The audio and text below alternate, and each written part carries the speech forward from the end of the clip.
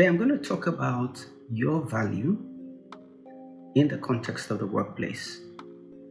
Many times when we relate with our bosses in the workplace, we may have the notion that we are smarter than them.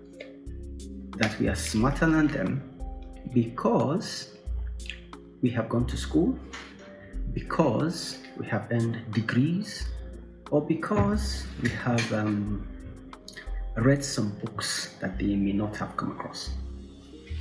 Now, that attitude could be considered brilliant if you are measuring smartness only from the intellectual, logical, rational, mathematical dimension.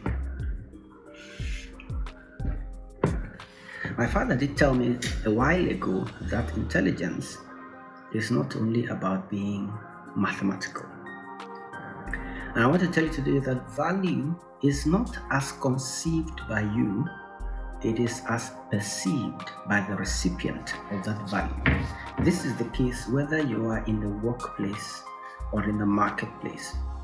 So when dealing with your boss in the office, you may want to watch it when you think to yourself, but I'm smarter than this guy, but I'm superior to this guy intellectually, but I'm more active than this guy.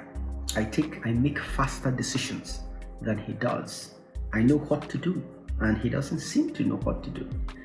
I want to tell you very clearly that if you are reporting to that boss today, it is because there's something he knows, something he's experienced, something he has access to that you have no idea about. And it takes humility to accept that. So when dealing with your boss, you must understand that it's not the multitude of qualifications that you have that really matters. It's how he perceives your work. For most organizations, the middle of the year is a time for reflection on your KPIs, your goals, and all that. Make it a point of duty to see through your boss's eyes. See through your boss's eyes. Ask yourself, how does he perceive this? Because if his perception boils down to, I don't like this, you probably are wasting your energy, and you're wasting your energy on two fronts. You're wasting your energy doing what is not relevant. You're also wasting your energy venting about the response of your boss to the things you are doing which are not relevant. It's a very tough place to be, trust me. But one quick way out is to map your value to your boss's expectations. To map your value to your boss's expectations. So think about yourself as a product with all these wonderful set of skills, qualifications, experience, exposure. And then think about your boss like the customer who says, I came to the market, in this case, the labor market, to buy 1, 2, 3, 4. I have bought you, I have employed you, I've hired you. Did I buy the right thing? That is the question in the heart of the boss. And if at any point they decide, no, this product is not it, they probably fire you. So your job is not to argue about your worth. Your job is to prove your worth based on your boss's criteria for evaluating worth. So you need to understand that. You need to step back and see through the eyes of your boss and say, what does he want? Sometimes you have to explicitly ask for this information. What do you want, sir? What do you want, ma'am? What would you like to do the rest of this year? What would really make you impressed? How can I touch your heart, right? You need to humble yourself to ask that question. Other times, you need to reflect on his responses to your previous efforts. for some effort is able to say, well done, excellent, fantastic. That gives you a cue as to what you need to keep doing, because you want to keep doing what is working.